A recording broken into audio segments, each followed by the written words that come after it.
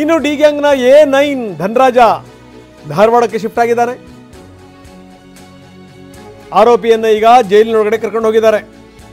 ವೈದ್ಯಕೀಯ ತಪಾಸಣೆಯನ್ನು ನಡೆಸಿ ಸಿಬ್ಬಂದಿ ಕರ್ಕೊಂಡು ಹೋಗಿದೆ.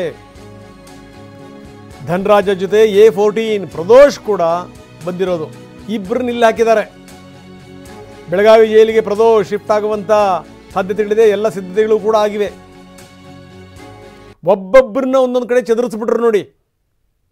ಯಾಕಂದರೆ ಇವರು ಉರುವಣಿಗೆ ಸಹಿಸ್ಕೊಳ್ಳೋಕ್ಕಾಗಲಿಲ್ಲ. ಬಿಟ್ಬಿಟ್ರೆ ಇನ್ನೇನೇನು ರಾದ್ಧಾಂತಗಳಾಗ್ಬಿಡ್ತವೋ ಏನೋ ಎತ್ತೋ.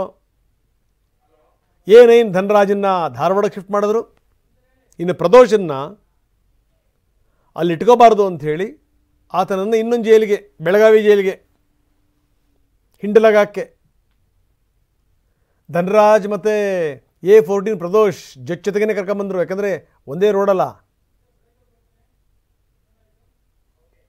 ಧಾರವಾಡದಲ್ಲಿ ಇವನು, ಆ ಕಡೆ ಬೆಳಗಾವಿನಲ್ಲಿ ಹಿಂಡಲಗದಲ್ಲಿ ಪ್ರದೋಷ್.